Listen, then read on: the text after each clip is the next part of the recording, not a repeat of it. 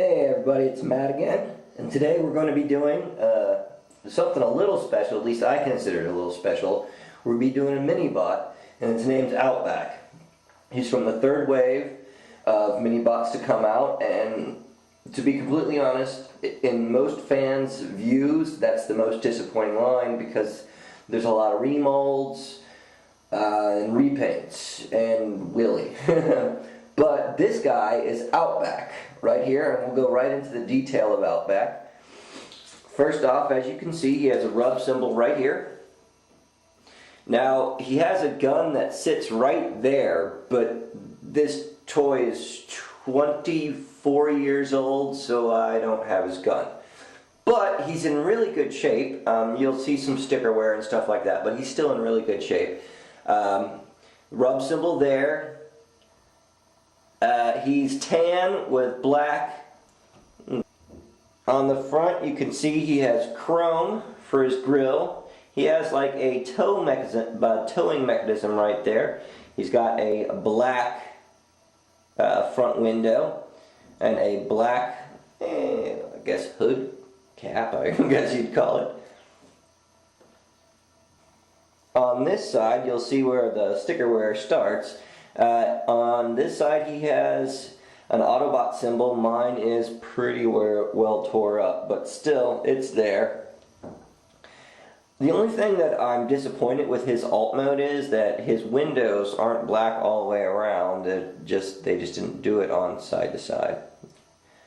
On his back, you can see that it's got like a gas tank and windows, and it gives his date on there, which is, I think mine says 85 to 88, but he's an original G1. He is a repaint and a remold of Brawn.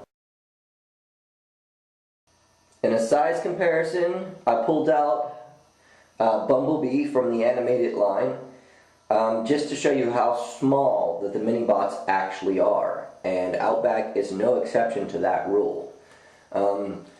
Even a little itty bitty scout class is much bigger, probably about an inch bigger on pure width than Brawn is, or than Outback is. Okay, from front to front you can tell that he's higher than him as well. And there's your size comparison.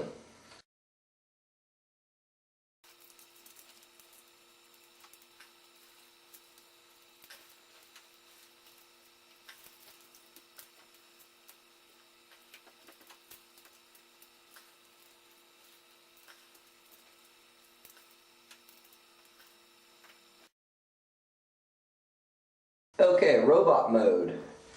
First off, you should know that the arms are chrome, and if you mess with them too much, they will break off. There is no way around that.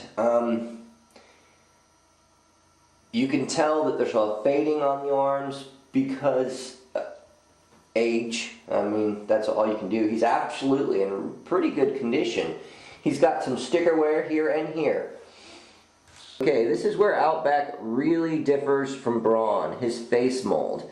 The repaint is not that bad, but the face mold is a lot different, and you could see the sticker wear when you're up close like this pretty good. But his face is really actually pretty good. He's got a visor, a mouth, and he kind of almost has a smirk on his mouth. As a robot mode, as most G1s, he's extremely simple to transform, but he's kind of fun to do too. His hands, I've already shown you the chrome, and the bottom sticker, which also is the best of the stickers that I have other than the red rub symbol, but it's pretty beat up too. And that is his outlook. Now his gun would sit right there, and his gun does not fit into Brawn, trust me. I tried when I had them both when I was a kid, and it's just that's probably why I lost them, but whatever. But there he is. That is Outback's robot mode. Let me get into a little bit of why I picked Outback. Alright, I am not going to lie, he is not my favorite of the mini bots, but he is definitely in the top 5, and considering there's 17 or 18 of them, that's not so bad. Why do I like Outback? It's not necessarily for what he did in the the TV show, because he was only in 2 episodes. The Quintessence Journals, which I believe that I'm going to put a link to on the page where it says the comment and all that. So if you want to go check out that episode, which is actually a pretty good episode, and he was on the 5 Faces. But in the 5 Faces, he was only there for a second, you know. He's one of the mini-bots trying to face Tripticon, who just gets beat. But in the Quintessence Journal, he's pretty much in there a lot. And you'll remember him as the only Autobot with an Australian accent. And what basically happens is they're trying to stop this civil war between 2 warring planets, and he comes over with Skylink's blaster and a couple of the cassettes to try to stop this. And what happens is they find the journal, they take it to Rodimus Prime, they stop the Quintessons, cool, rock on. But for his comic book, that's where this guy shines. And there's 3 different ways you can look at his comic books. 2 of the roles are really small. One of the roles is really cool. And one of the roles, and I think it's the Marvel, but it might be the UK. Okay, Galvatron brings Optimus Prime, this fake Optimus Prime, where he's captured the real Optimus Prime. So, and he goes, and Optimus Prime goes to the Autobots, and all the Autobots have kind of fell for it, except for Outback. And Outback's like, that ain't Prime. Y'all should know, that ain't Prime. So he goes out looking for the real Prime, and he gets into a fight with the Decepticons catch him, gets into a fight, gets just beat, but he finds Prime, and he recovers from his wounds, you know, kind of concept there. And I believe that's the Marvel one. And it's a really cool, and like his tech specs kind of support his comic book role, where he's kind of an outsider. He does things his own way. He doesn't follow any rules. He does things that he knows will make things work out pretty good in the end. He also if you're looking for recent stuff, the only recent stuff on Outback, is the Cup Spotlight, where he crashes and dies. That's all you're going to find on Outback. But I have a lot of love for Outback. I think he's a great character, and I think since he was post-movie and he came out right after the movie, that he gets mixed up in the new Rodimus Prime and Cup and all that stuff going on. This guy was really, really cool. And my guess is that he was supposed to be the replacement for Brawn. Same body, different face kind of thing. And in all aspects, he follows the tech specs for Brawn really close. So, in my opinion, I think he was forgotten. And if you watch a lot of things on YouTube, you're not going to see a lot about him. Even in the reviews about him, they don't talk much about him, just because there's not a lot to play with.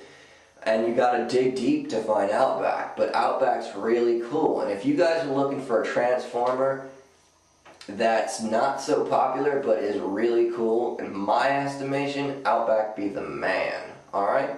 Outback be the man. He's got no articulation, but he's a G1, and you just gotta forgive him for that. He's an old guy. And to my knowledge, other than the Encore remake of him, there's not any differences. You're not going to find any other Outbacks around there. He just wasn't that popular. Sorry, y'all. As a character, I give him a 6. As a robot, as in the contents of Minibot G1, I give him a 7. But you have to put him in the context of G1 Minibot to give him that high of a rating. He would never get that high rating in today's Transformers, but he's G1. And just a little sidebar here, if you're looking for this guy on eBay, make sure you read. Most of them won't have their arms. Some will have his weapons. I did a little research on him. He'll cost you about $7 to $14, $14 with the gun, and they will mess with you on shipping. That's how they get their money for the little bitty bots. But, yeah, that's Outback. Good 7 for the Minibot team. How's that? But yeah, I really love this character, and thank you all for tuning in. And if you like the Minibots, put it in my column, and I'll do more of them. Thanks, y'all. Bye.